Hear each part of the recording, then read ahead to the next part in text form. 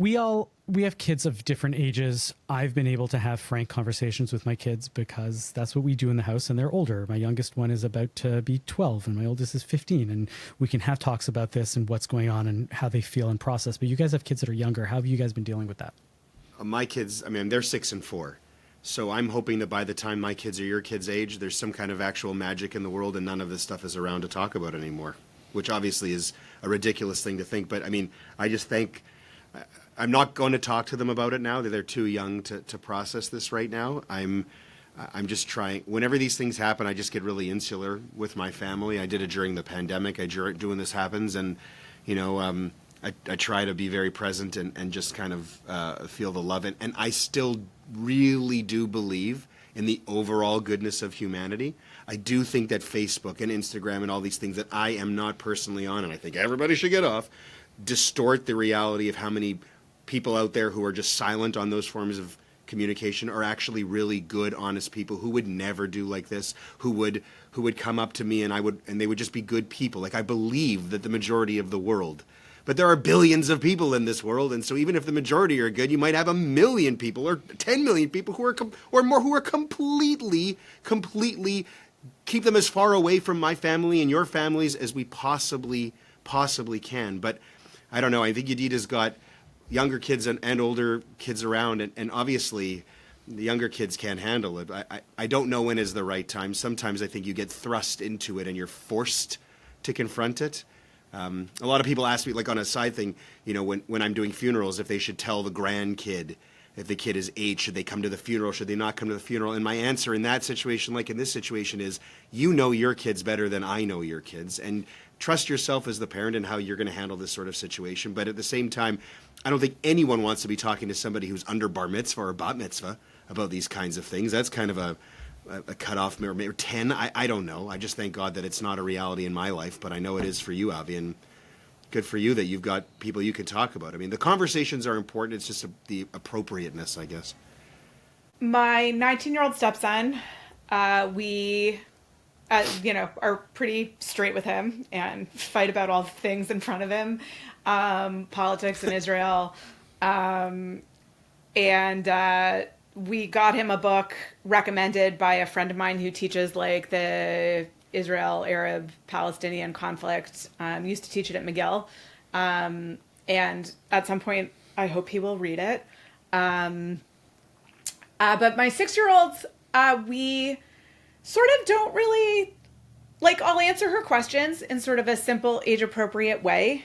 She doesn't really ask. Her norm is that there's security in front of shul and there's security and police officers and the wonderful, wonderful man who sits in the front door of her school wears a bulletproof vest.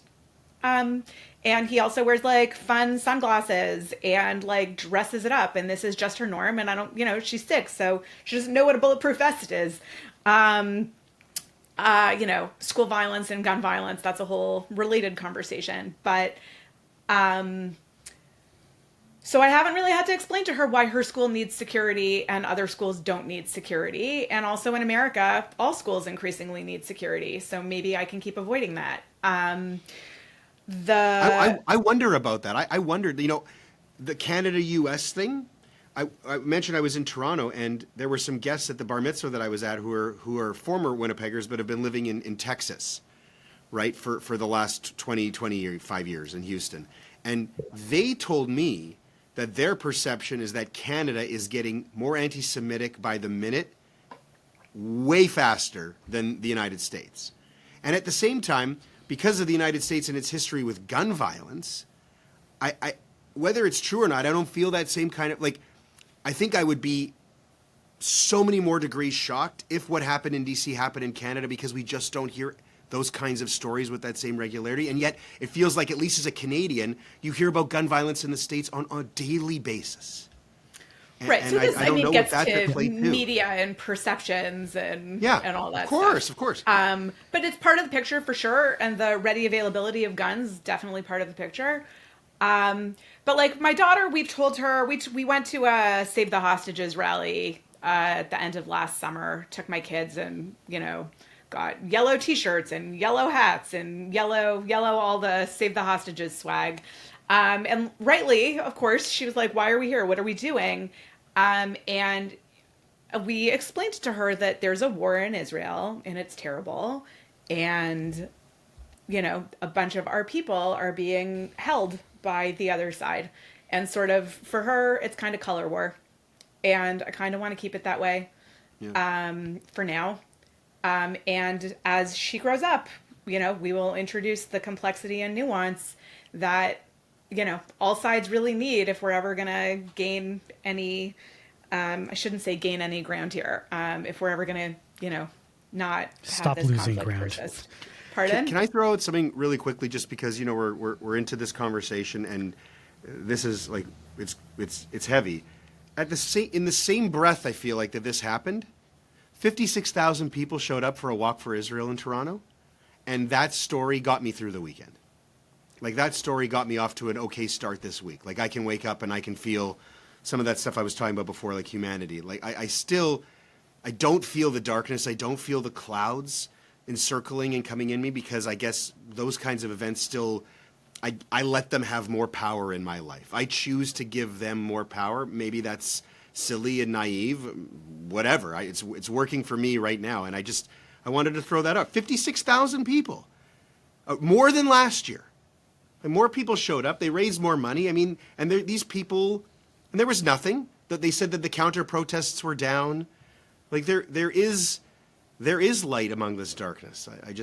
I feel I wanted to throw that before we kept going down and I down hear. and down. I just want to say one last thing about Sadie. So my daughter's modern Orthodox day school, I think, does the Israel education from the Disneyland angle. And it is my understanding that increasingly they, in the upper school and the high school, that they engage more critically about Israel and its history. But for now, she's 6, she's in kindergarten, and I think that every Friday when they have their Shabbat thing, they sing Achenu, and so my daughter walks around in her earbud in the car, she'll randomly just start singing Achenu to herself, which is a throwback to NCSY when I was a teenager, but also breaks my heart a little bit.